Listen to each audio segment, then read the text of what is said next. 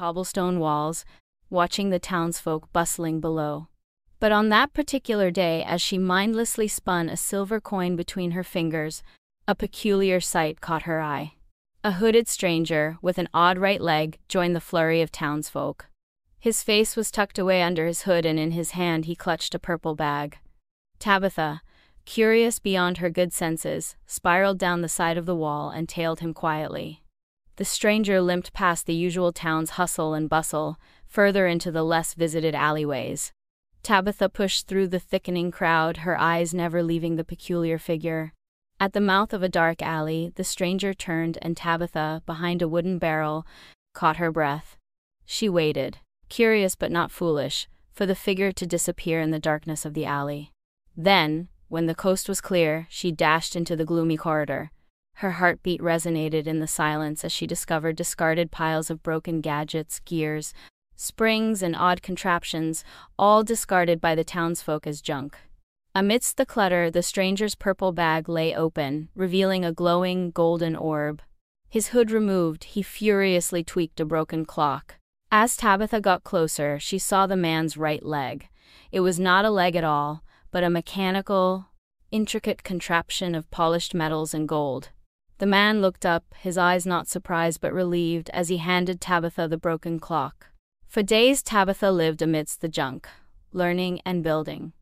The golden orb turned out to be an inexhaustible power source, helping to fix what everyone regarded as waste. Soon, the town was buzzing, their discarded clutter becoming sources of power and efficiency.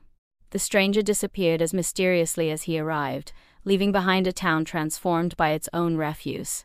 Tabitha, once indifferent and idle, became the beating heart of the town, spinning not coins but gears, transforming trash to treasure, driven by an orb's golden power and a leg not made for walking but for changing worlds.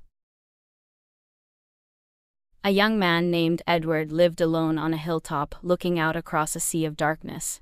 His only companion, an ancient radio device, filled his nights with the echoes of galaxies, nebula, and stars unseen.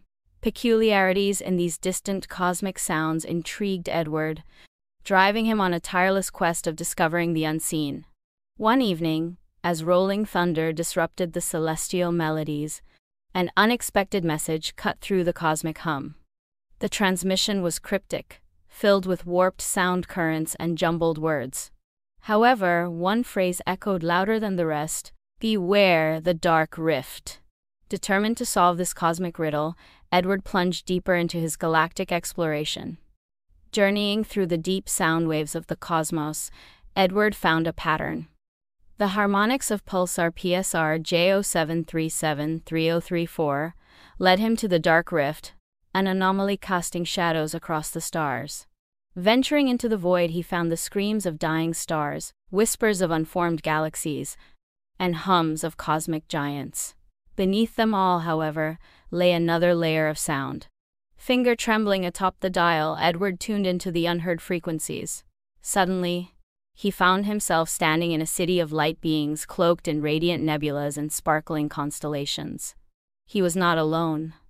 The mysterious voice echoed again, this time not with a warning but a welcome.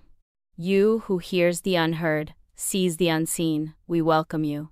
You are one of us."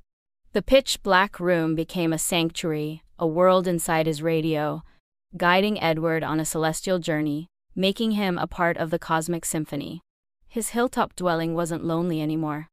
Looking out into the dark expanse, Edward found connection, revealing a universe waiting to be heard and treasured within us all. Stealthily she descended, encased in the shadows, her quiet footsteps echoing in the dimly lit labyrinthine undercity. Maya, born and bred in the tart smell of damp soil and the iron rust of ancient machines, was about to commit an act of rebellion. In her hand was a small metallic chip encoded with unfamiliar scripts, the only keepsake from her now deceased father. Whispers among the town's elders spoke of its potential to access forbidden knowledge from the time before, when light existed not just in the flickering artificial glow of the undercity lamps, but in the endless expanse above.